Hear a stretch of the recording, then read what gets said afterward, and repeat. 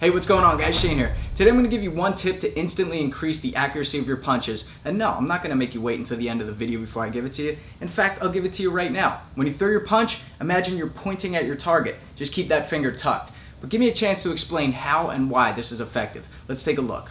Alright, so I recently uploaded a video on my Instagram, on IGTV, talking about the perfect punch. What is the perfect punch? And in that video, I talked about karate, taekwondo, and even high-level boxers that curl their wrist because they want to make contact with the first two knuckles of their hand. You may have heard this before. When you throw a punch, you're supposed to hit with the index finger and the middle finger. Well, the easiest way to do that when you throw a punch is imagine you're pointing at someone from across the room, but with conviction. And you'll notice what that does to my hand is it curls it a little bit.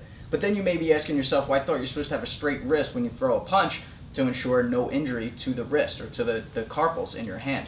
This is true, but let me explain why. So remember Fedor Emelianenko? He's still fighting. He was known as one of the best MMA fighters of the era. He used to always throw punches, and he taught to throw punches like this. He would curl his hands very dramatically on the inside because he tended to throw looping haymaker punches so that he could transition into a hip toss or something like that. But if he didn't curl his wrist in and he threw those same looping punches, he'd be hitting with this part of his hand. Probably break his fingers and he wouldn't do much damage because there's a lot of give in my wrist and there's a lot of space in between my fingers here. So he would ensure that he was hitting with the knuckles and then he was bone stacking or having a strong backing by flexing his forearm muscles and curling it on the inside, right? So this is going to do damage. If I throw a punch like that against the bag, there's no pain to my wrist, then yeah, that's a hard punch, right? So that's not incorrect. It actually would be incorrect if I kept my wrist straight, right? There'd be a lot of give. I don't want that to happen.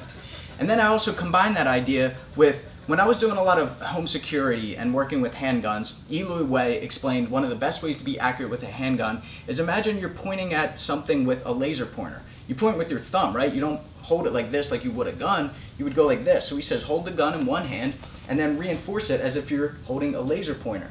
And then just aim with your thumb. So it looks a little awkward, curls the wrist a little bit, but this is how you're going to be most accurate, right? I'm pointing in the direction that I want the bullet to go. So that's how I get there, doing that, pointing with the thumb. So I combine those things, and I said, imagine if you're throwing your punch, whatever you're aiming at with your target, imagine you're pointing with your index finger, or the first two fingers.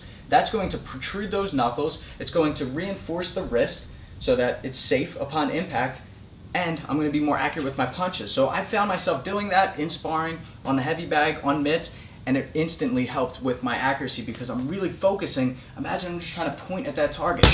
And that's exactly where my hand is going to go. Focus less on power, more so on accuracy, and you'll land more shots. Alright guys, thanks for watching. Like anything else, it takes practice. If you go to a gun range, you're probably not going to hit a bullseye on your first shot. And if you're trying to hit a moving target like someone's head, you're probably not going to hit them with your first punch.